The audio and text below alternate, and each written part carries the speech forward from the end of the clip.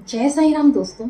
मैं डॉक्टर रोली आपके चैनल रोली की रेमेडीज में आप सबका दिल से स्वागत करती हूं और अभिनंदन करती हूं। ईश्वर से कामना करती हूं कि आप सभी लोग खुश रहें, प्रसन्न रहें और मजे में रहें। आज मैं आपको रविवार के व्रत की पूरी विधि, पूरा तरीका और उद्यापन विधि सब कुछ मैं बताने जा रही हूँ। जैसा कि आप जानते हैं कि इस बार मैंने पूरा साप्ताहिक व्रतों का वीडियो बनाया था, सोमवार से लेके और रविवार तक का।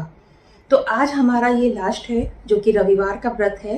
तो सबसे पहले दोस्तों हम लोग ये जानते हैं कि रविवार का व्रत कब रखते हैं, कैसे शुरू करते हैं, कब से शुरू करेंगे, कितने रखेंगे, क्या खाएंगे, क्या नहीं खाएंगे, क्या दान करेंगे और इसकी उद्यापन विधि क्या है। तो सबसे पहले तो आप लोग ये जान लीजिए कि इसको शुक्ल पक्ष के जो बाद पहला रविवार आएगा हम तब से स्टार्ट कर सकते हैं। अमावस्या जब खत्म होती है उसके बाद शुक्ल पक्ष स्टार्ट हो जाता है। तो जो पहला आपका रविवार पड़ेगा उसी दिन से हम इसको रखना शुरू कर सकते हैं। इसके लिए आपको संकल्प लेना होगा 12 रविवार या फिर 30 रविवार। वैसे अगर आप एक साल तक रेगुलर, अगर आप एवरी संडे अगर इसका व्रत रखते हैं तो ये इतना ज़्यादा इफेक्टिव है, इतना ज़्यादा असरदार है कि इसका रिजल्ट आपको खुद दिखाई देगा। अपनी लाइफ में जितने चेंजेस होंगे आप खुद समझ जाएंगे कि कितना बड़ा परिवर्तन आया है। लेकिन अगर आप इसको कम समय रखना चाहते हैं तो आप इसको 12 या 30 यानी 1 महीने तक के लिए रख सकते हैं। तो दोस्तों सबसे पहले हम बात करते हैं संकल्प की। तो हमें संकल्प लेना है। सपोज आपने अगर 12 आपने रविवार अगर रखने की सोची है तो हम सबसे पहले नहाएंगे, धोएंगे, स्वच्छ होंगे। रविवार के दिन अपने घर के मंदिर के उसमें बैठेंगे, लाल रंग का आसन बिछा के, लाल रंग का आसन बिछाएंगे, उस पर हम बैठेंगे। सामने हम अपने मंदिर पे एक लाल रंग का कपड़ा बिछाएंगे, उस पर भरा हुआ, पानी से भरा हुआ एक कलश रखेंगे। उसके नीचे थोड़े से चावल बिछा लीजिएगा। उस कलश के ऊपर आपको एक प्लेट रखनी है। प्लेट रखने के बाद आपको एक नारियल रखना है, जटा नारियल, जिसमें कि आपको 7 बार मौली यानी कि कलावा लपेटना है। और नारियल में और प्लस आप लोटे में भी स्वास्तिक बना लेंगे तो बहुत अच्छा रहेगा। नहीं तो नारियल में आप एक बिंदी लगा दीजिए रोली की और लोटे में आप स्वास्तिक बना दीजिए। इस पूजा में रोली का यूज होगा या फिर लाल चंदन का यूज होगा। लाल फूल रख लीजिएगा और लाल रंग की मिठाई, जैसे कि लाल पेड़ा होता है तो उस तरीके से लाल रंग की आपको मिठाई रखनी है, लाल रंग के फूल रखने हैं। आज के दिन दोस्तों कोई आलस नहीं करना होता, दिन में सोते नहीं हैं और हमें खुद लाल रंग के वस्त्र पहनने हैं। हम जब पूजा में करेंगे तो भी हमें लाल ही पहनना है, पूरा दिन हमें लाल ही पहने रहना है। और कोशिश करिएगा कि ये मॉर्निंग में 8 बजे से पहले पहले ये पूजा आपकी हो जाए, क्योंकि कहते हैं जब ये हमारा सूर्योदय होता है तो सूर्योदय जैसे ही हो बस वैसे ही अगर आप ये पूजा करते हैं तो ये काफ़ी फलदायी पूजा मानी जाती है। तो आपको संकल्प लेना है। हाथ में आपने चावल लिए, थोड़े से आपने इस तरीके से आपने चावल लिए, थोड़ा सा और एक फूल आपको लाल रंग का गुलाब रखेंगे तो बहुत अच्छा रहेगा। आप एक लाल रंग का गुलाब रख लीजिएगा और थोड़ा सा आपको लाल चंदन या रोली और जल ऐसी हाथ में लेके आपको अपना संकल्प लेना है, मनोकामना करनी है। हे सूर्य भगवान, हमारी ये मनोकामना है, हमारी ऐसी प्रार्थना है, कृपा करके इस बार पूरा करिए। मैं विधि विधान के साथ, पूरे मन और पूरी श्रद्धा के साथ आपका ये व्रत रखूंगी। इतने संकल्प जो लिया है आपने, और उसके बाद मैं पूरी विधि पूर्वक आपका उद्यापन करूंगी। और फिर जल आपको धरती पे यानी कि जमीन पे छोड़ देना है। फिर आप सूर्य जी फिर आप जो है इसका पाठ करेंगे और आप इसका 108 बार आप एक मंत्र का जाप करेंगे। ये सूर्य ग्रह के मंत्र हैं, इसको आप पूरा दिन मंत्र करेंगे तो बहुत अच्छा रहेगा, आपके लिए काफी फलदायक रहेगा। इसका जो सूर्य ग्रह का जो बीज मंत्र है वो ओम ह्रौम ह्रीम ह्रौम साह, ये तो आपका बीज मंत्र है। इसको आप एक काम करिएगा कि अब जब पूजा करने बैठेंगे ना तो उसी समय आप एक माला यानी कि 108 बार इस मंत्र का जाप कर लीजिएगा। बाकी पूरे दिन अगर आप चाहें तो ओम सूर्याय नमः का मनी मन जाप करते हैं, क्योंकि इजी मंत्र है, आप आराम से कर सकते हैं। तीसरा मंत्र मैं आपको बता दे रही हूँ, ओम घृणी सूर्याय नमः, ओम घृणी सूर्याय नमः, ये तीसरा मंत्र है। तो तीनों में आपको जो सही लगे एक मंत्र तो आपको, बीच मंत्र तो आपको माला के टाइम एक माला करनी है पूजा के टाइम, बाकी मन ही मन आपको ओम सूर्याय नमः या इन दोनों में से आपको जो भी सही लगे वो आप कर लीजिएगा। अच्छा, अब आपको बताना है कि जो सूर्य भगवान की जो हम लोग पूजा करते हैं, ठीक है, लेकिन साथ ही आपको क्या करना है कि जल चढ़ाना है। और सूर्य भगवान को जब हम जल चढ़ाएंगे तो एक तांबे के लोटे में, वैसे पीतल का लोटा अगर आप लेंगे तो ज़्यादा अच्छा माना जाता है। कहा जाता है कि पीतल जो होता है वो पीला होता है और सूर्य जो होता है वो भी पीला होता है, तो पीतल अगर हम लेते हैं तो बहुत अच्छा है। पीतल के लोटे में हम जल भरेंगे, मिश्री का एक दाना आप डाल लीजिए या शक्कर डाल लीजिए, जो भी आपके घर में अवेलेबल हो। एक लाल रंग का फूल, लाल चंदन या फिर रोली, और एक दाना चावल अक्षत का, जो कि बिल्कुल साबुत होना चाहिए, टूटा हुआ ना हो, उसको आप डाल दीजिएगा।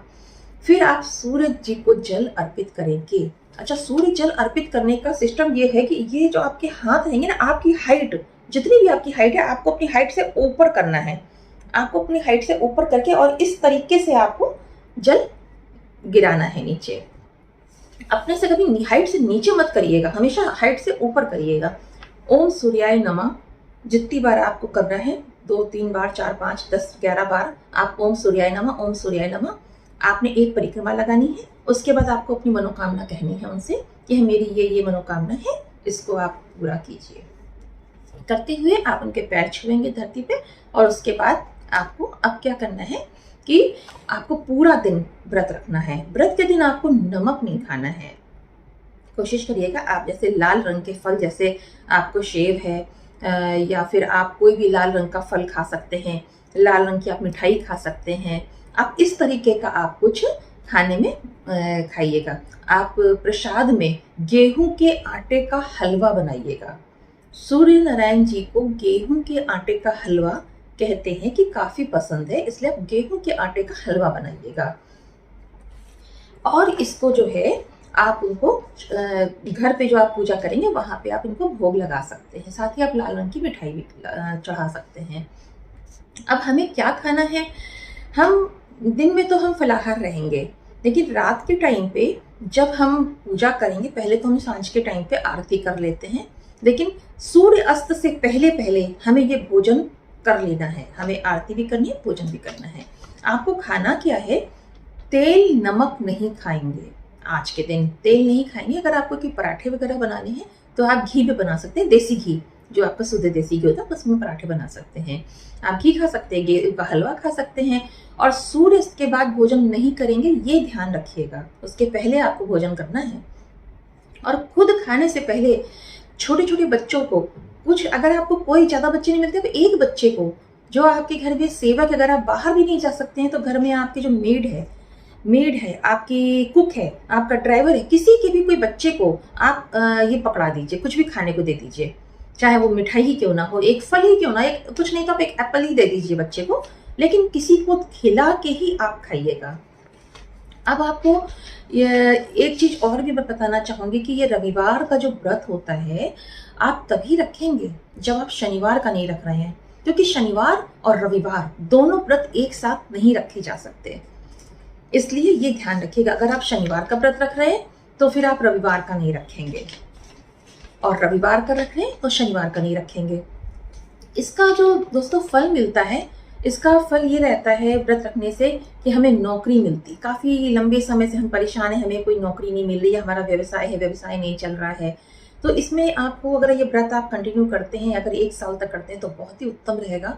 तो इससे आपको बहुत जल्दी नौकरी लगने के चांसेस होते हैं, बहुत जल्दी आपका व्यापार सेटल हो जाएगा, व्यापार में बरकत होने लग जाएगी, मान सम्मान प्रतिष्ठा आपकी इतनी बढ़ेगी कि आप जहां भी खड़े होंगे ना, तो एक कहते हैं ना आकर्षित होना, एक अट्रैक्टिव हो जाना, आपके अंदर वो चीज आ जाएगी। आपको जो भी दिखेगा आप उसको अट्रैक्ट कर लोगे, मतलब आपको देख के वो एकदम से आपकी तरफ खींचने की कोशिश करेगा, आपकी तरफ खींचेगा।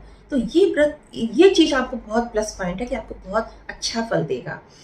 और इसका जो है संतान का सुख भी मिलता है इस व्रत को रखने से।